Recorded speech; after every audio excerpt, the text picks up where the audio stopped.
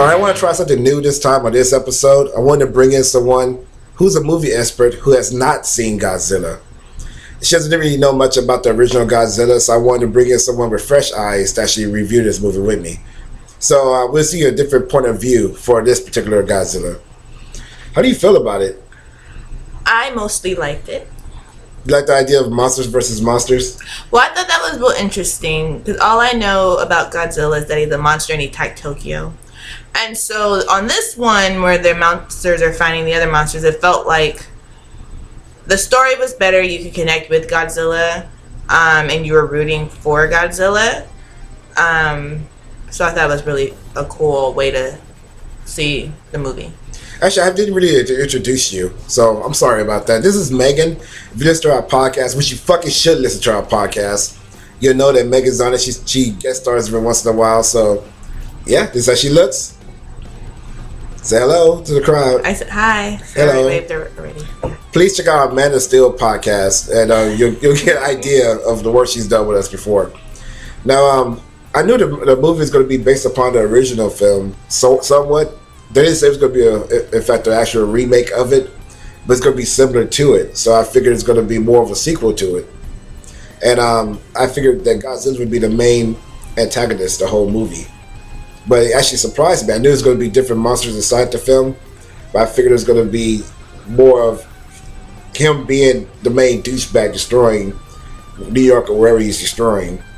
And other monsters come in later on and he has to fight those as well. I was unaware they were going for the hero feel of Godzilla. Well, it's like as if it was Godzilla versus the Motos versus the U.S. government. And so you're kind of like, U.S. government, chill out. Godzilla can handle it. So, yeah, like what they said, like, I forgot the exact way they quoted it, but man, they can control nature. Something like the audacity of man, I think that they can control nature, where it's truly the other way around. Something like that, yeah. Yeah, in the original films, it starts off as Godzilla being the main antagonist in the first film and dealing with, what happened to Hiroshima, the bombing. Hiroshima. Well, I get her in my show for one moment. One fucking moment. This is what happens. Mm-hmm. And, so it deals with that. And it actually goes on, like, be more of a warning about, nuclear warfare and just the whole idea of it originally in 1954. So I think the sequel, I can't remember actually the sequel, he fights someone else or not. I think it does. In Return to Godzilla. But it eventually did go into monster versus monster later on, and he became the hero. So I think it's kind of interesting to start off the new one that way. I mean, because I didn't know anything else about it but popular cultural reference to Godzilla. So, I was curious as to how they were going to make it modern and make it relevant to today's audience, and I feel they did really well with the whole nuclear aspect of it, and kind of also touching on the U.S. and other governments as well, but U.S. government's role in producing nuclear weapons and the proliferation of those weapons and how that can come back to haunt you. So I definitely thought the remake was really good and relevant to today's audiences. What did you like about the film in general, like the special effects or story-wise? I felt like every time the Motos were like raging or whatever, and Godzilla was coming out, like the effects were just really awesome. Like I feel like the best part of the movie was whenever there was action versus dialogue. And not that dialogue was bad, because obviously in action movies, you have to have dialogue to move the story along. Mm-hmm. But anytime like a monster was flying at the screen or anything, it was like really exciting and startling at some parts too. But we only saw it in 2D, so I'm sure in 3D it was better. I'm not a big fan of 3D. I feel that it's more of a waste of money, but that's just something totally off subject. Totally different conversation. Yeah, totally different conversation. I mean, unless it's true 3D, but whatever, that's totally different conversation. Speaking of the effects, I like the fact that, of course, original Godzilla was just a man in a suit. And this particular Godzilla looks like how he would look if he actually existed. Mm-hmm. So it looks like the man in the suit version of Godzilla, but it looks more, of course, realistic because he's actually a living creature now. I think they captured it. I feel like he does move kind of like a man in a suit, sort of. He does. There was definitely, you could tell that it was Godzilla, and you could tell that they paid attention to what Godzilla looked like in earlier reincarnations, I guess, of Godzilla. The thing that I found was really interesting, which I don't know if they did this on purpose or not, but whenever Godzilla's a guy or is he a girl? Well, he's a guy, but there's like, let's not even get to Wasn't there like a Godzilla had babies or something? Anyway, yeah, but we'll get to that. That's totally different story. There was, whenever Godzilla is swimming in the ocean, his back, we'll just refer to as him, but his back was designed in a way that looked like rocks that were coming out of the ocean, like it was an island, and it reminded me of like the Galapagos Islands or something evolutionary. And so I wondered if they did that on purpose or that's just how they did it. I'm thinking they did it on purpose because that's what I immediately thought. I was like, oh, that looks very evolutionary, island like. So I also like the fact that when he uses atomic breath, which he does in the original movies. That's what that was. I didn't know what. Atomic breath. They didn't have it in the '98 remake because they're fucking stupid and they wanted to do whatever they wanted to do. I think it's more of a tangent. I got my subject. Anyway, he didn't have the fire breath in the '98 movie. Okay, so now it's back and you're happy. He used the atomic breath in the new movie. And I like the fact that made his whatever you want to call it is on his back. Spikes. We'll call them spikes. They made it glow like they would do in the actual original films. Okay. They pay a lot of close attention to detail, but also they actually put a lot into the fact, the human factor of it, that these are monsters that are destroying the city, and we actually have to watch them destroy the city from our point of view. Like, how'd you like that, seeing like from a human's point of view, the city being destroyed by monsters raging and fighting? I mean, I really wasn't thinking. The thought that did occur to me was like, wow, a lot of people are technically dying while this is all happening, and I mean, I don't know if there was a place in the movie for. I mean, I suppose it was acknowledged on one level because they're coming at it as if it's an emergency, and so while you do report on deaths and things like that, you're still trying to take this.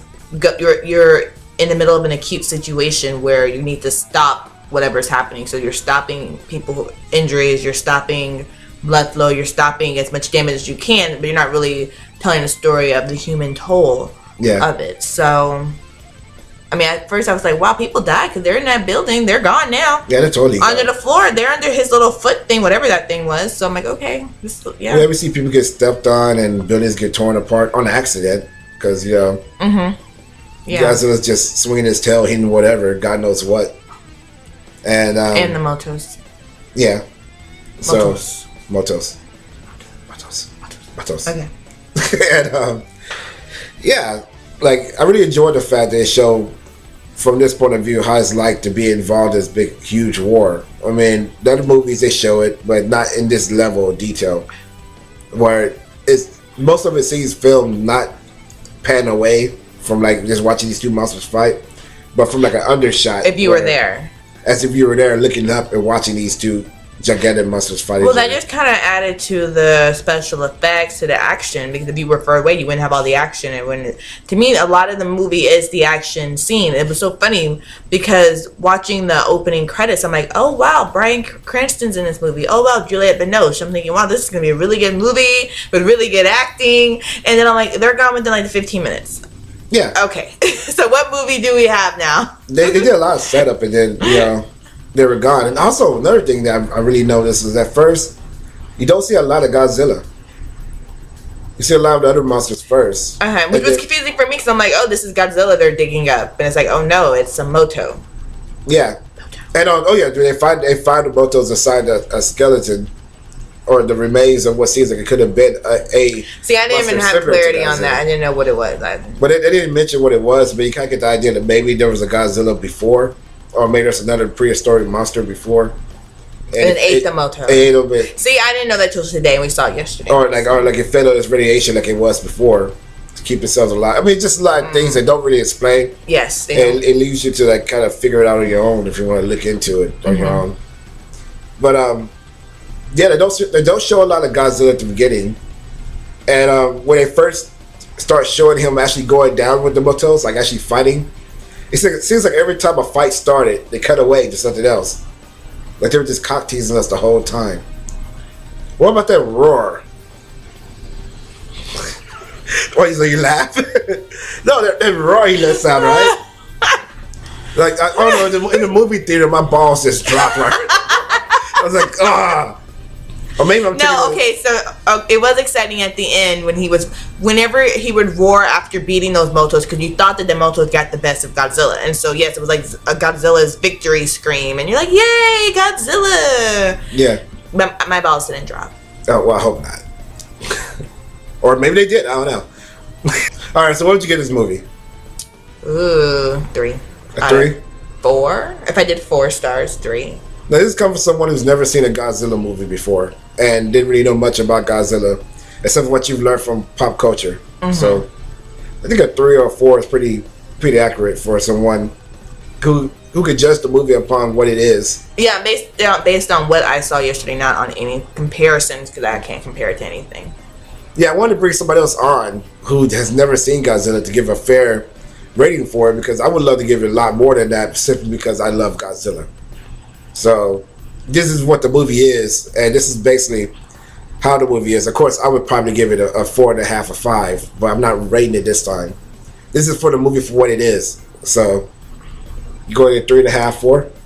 Don't add a half. I say 3 out of 4. Which 3 out of 4? It's an entertaining movie. But there are some parts that would need clarification, and some parts that are implausible. Share some of that. Yes. Okay. So like his wife, the Ford's wife, played by what's her name? Olsen. Can not remember. Somebody blonde. Anyway. And so she's underground. Godzilla is fighting Motos. Buildings are destroyed. Fire's happening. Electricity's gone. And she walks out of the BART station as slash shelter, and she has like a little bit of red there. She got scrapes, dust, and that's it. I'm like, you really? That's okay. So it must not have affected you that much. Yeah, she can't die. She's one of the main characters. But another thing also that was interesting, the pregnant Moto. I kept thinking, oh, they're going to kill this pregnant Moto. Because you see all the babies. I'm like, oh, they're going to kill her. And then so they're killing a pregnant woman. And I'm like, are they going to do that? No, they didn't do that. Because that would be almost like abortion or like, what is it? The laws, which would, And so they had to wait till the babies are hatchlings. To kill the babies, basically. And then kill the baby. Well, hey, so infanticide is okay. But killing the mother while she is pregnant with the fetus, no, that's not good. But once you have the babies, you can die. I originally thought that Godzilla was going to knock her down and just stump her stomach.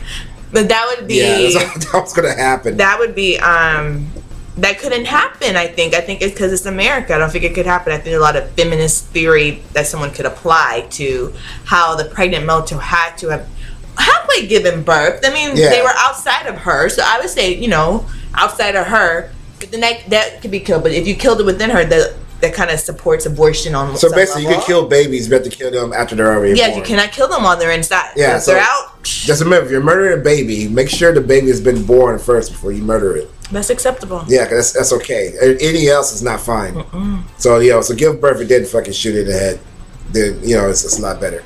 Well, if one were to view the movie in that way, but we do not condone any of that. Yeah, I personally don't, but we love babies. Yeah, we love babies and also. Women. Yeah, that sounds weird. Women, babies, baby women. Of course, absolutely. We love baby women. Absolutely, we love them the most. Yeah. I did stories. JIM. I'm Megan. I bid you a good day.